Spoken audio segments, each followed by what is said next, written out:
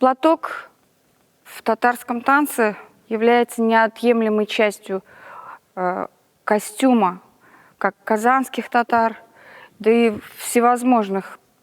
Еще раз говорю, так как наша культура связана с исламом, то без платка нам практически нечего делать. Платочек имеет у нас значение, когда мы его дарим вышитым парню. Ну и прежде всего платочек – это атрибут, элемент прикрытия, закрытия девушки, ее лица от мальчика. Вот первое положение, когда закрыто две стороны, когда рядом может стоять еще один молодой человек, и тогда девушка прикрывается с двух сторон. Когда парень с одной стороны, девочка может прикрыться платком и ручкой.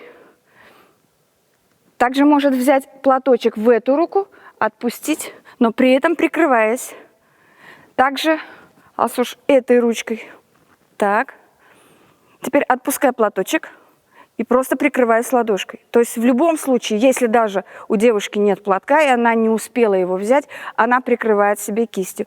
Может прикрывать другой ручкой и также повернуть кисть.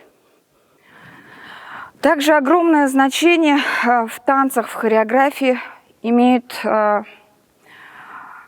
атрибуты, которые у нас есть. Это серьги и это чулпы. В своих танцах мы используем элементы, представляем, что мы держим косички с чулпами в руках и можем работать, это с тобой, 2, прозвенеть чулпами, 3, 4 и вырасти снизу наверх, 3, 4, ударить чулпами, ударить чулпами и еще раз прозвенеть.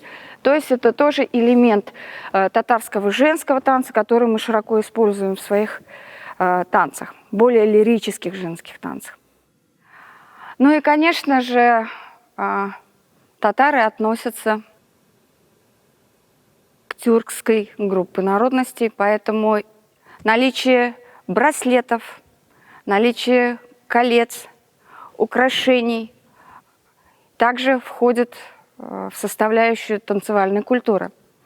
Поэтому движения руками у девушек, такие как удар браслетом сюда, туда, тоже имеет место быть. Сюда, туда. Также сюда, сюда, сюда, сюда. Ну и засучивание рукавов, конечно же, оно есть в любой национальности. И у казах, и у башкир, конечно, принято считать, что это только чисто башкирское движение. Нет, оно есть у всех тюркских народностей.